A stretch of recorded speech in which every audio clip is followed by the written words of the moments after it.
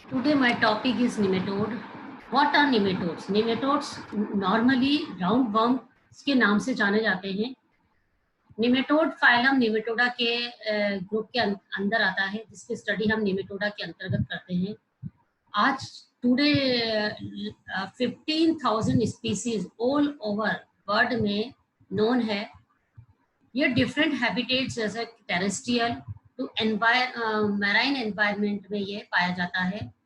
Nematodes free living organism है जो terrestrial और एक्वेटिक एनवायरनमेंट में पाया जाता है, और साथ में यह एनिमल और प्लांट्स दोनों पर ही पैरासिटिक होता है. General characteristics of roundworm: thin and elongated body, tubular in appearance.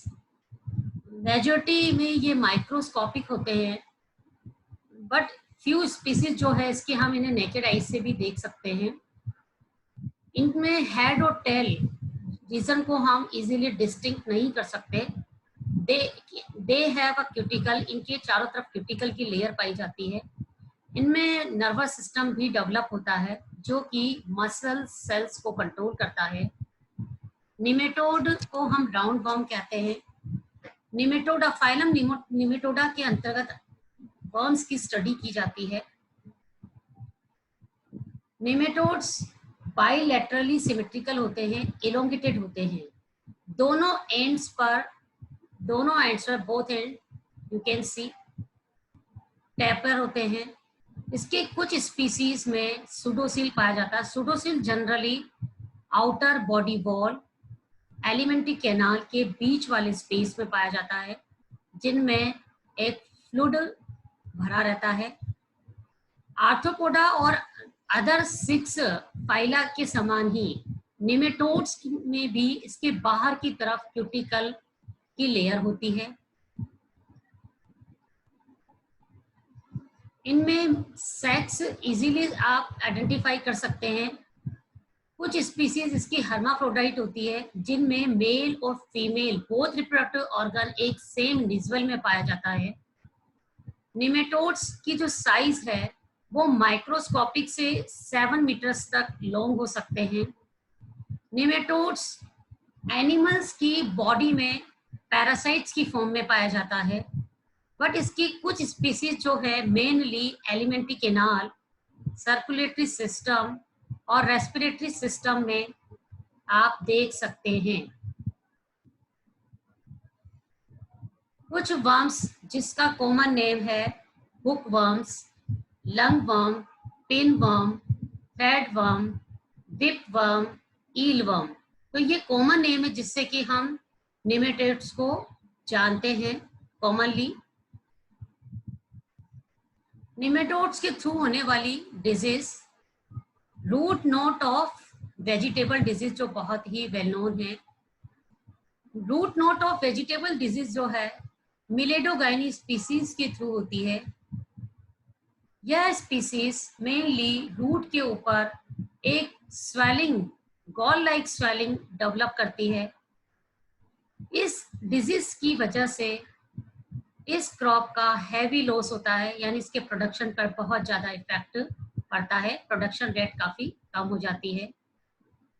Nematode का साइंटिफिक नेम मिलेडोगाइनी स्पीसीज है. ऑर्डर एंड फैमिली मिलेडोगाइनिडी है. Local name eel worm.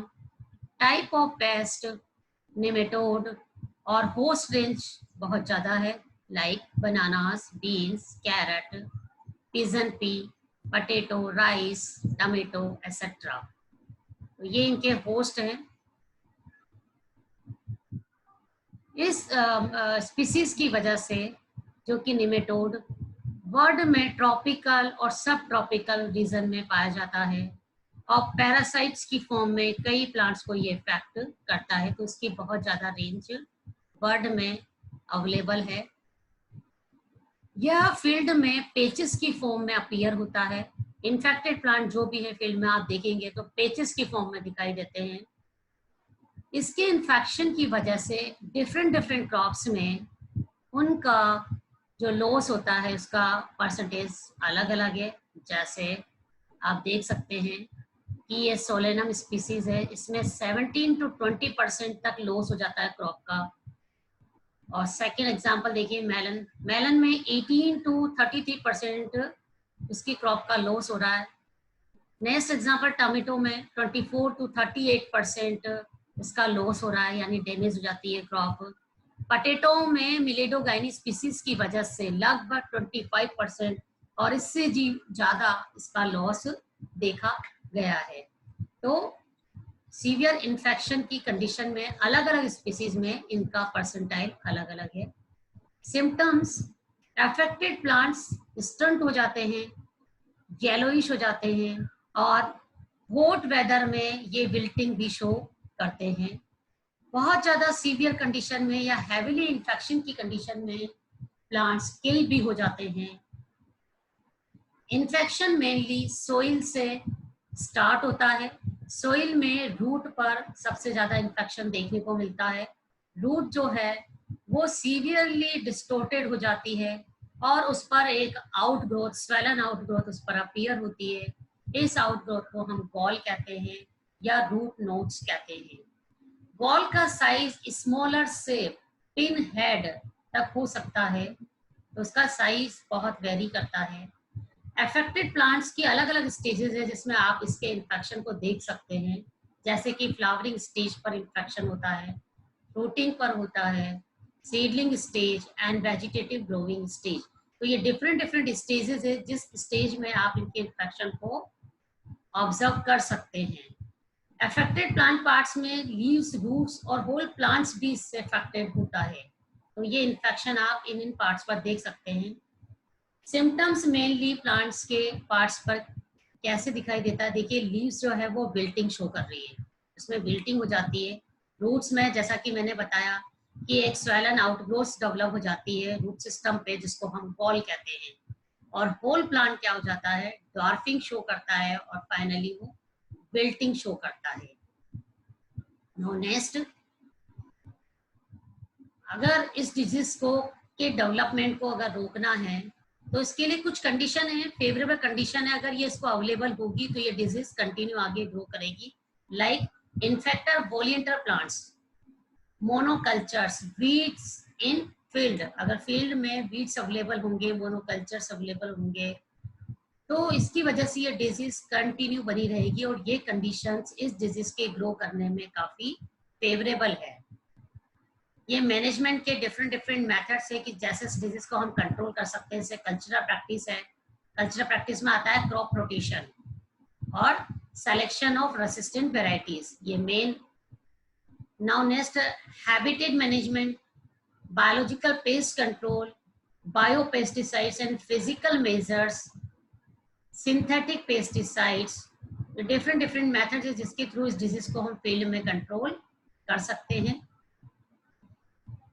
इसको कंट्रोल करने का एक बेस्ट मेथड है कि सोइल की अपर सरफेस, जो सरफेस है, टॉप सोइल जो है, उस पर अगर इन्फेक्टेड या वेस्ट प्लांट मटेरियल है प्रेजेंट है, उसको बंद कर दिया जाए तो काफी हद तक इस डिजीज को आप कंट्रोल कर सकते हैं।